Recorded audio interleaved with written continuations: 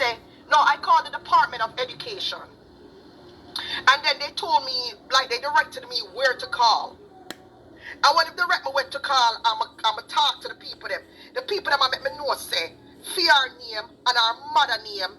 And then of course my big daughter name, they dip on the paper. So it was, it was one of their names. Give me a second. I think it was her name. Or her mother's name. One of them named the dip on the paper. And then it was my daughter's name and then my other daughter's name. You understand me? But her name or her mom's name was on the paperwork. So that gave her access to the school system.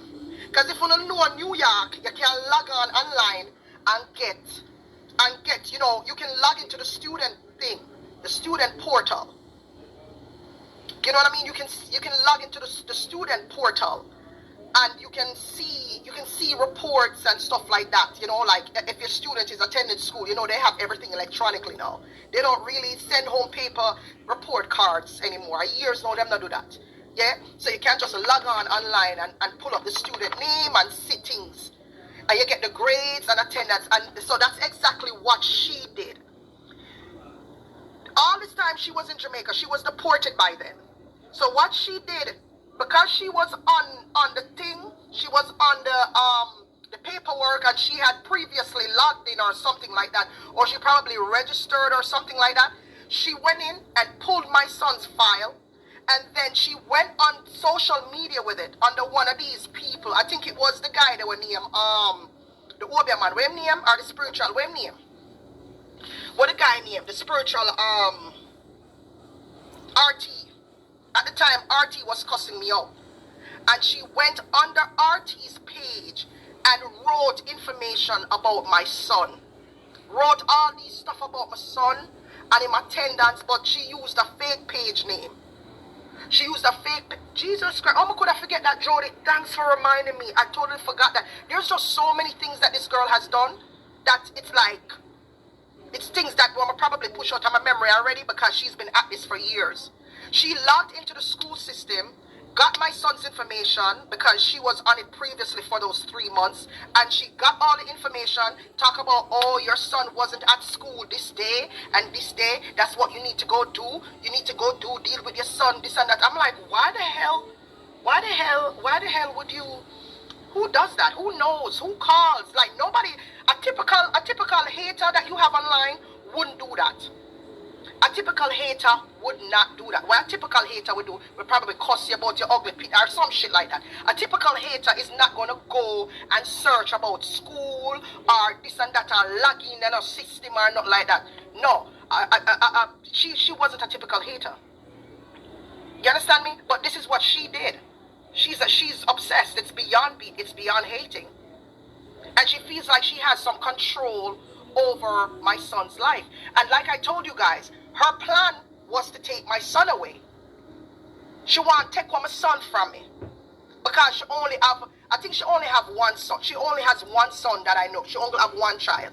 But our son don't care for her like that. Our son now fought upon her.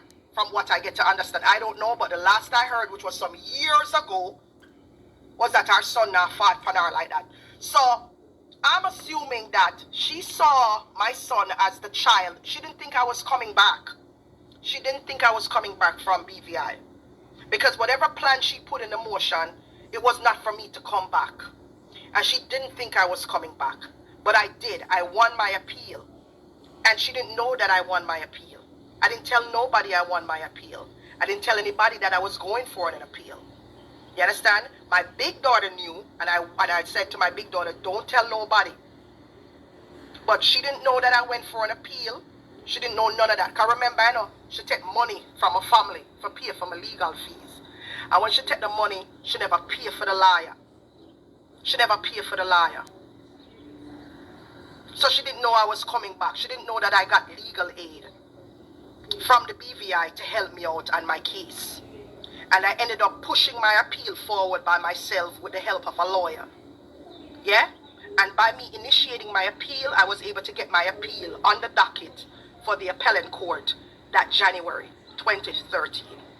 I ended up winning my appeal mid-January. I think it was the 18th. She didn't know. I didn't tell anybody. Remember, I haven't heard from her in a long time. Good couple of years, me never hear from her while I get locked up. Never hear from her. So you could imagine my shock when she called me out of the blue and said she gonna take him because, there was an incident and she jumped in and said she gonna take him. So I said, oh really? Wow, and at the time I wasn't really thinking anything negative of her. As a matter of fact, the entire 2 years I was there, I kept asking, how is she? What's going on? What's going on? Oh, I'm gonna hear from her. You know what I mean? And me I wonder, and she have called me. The son no like her.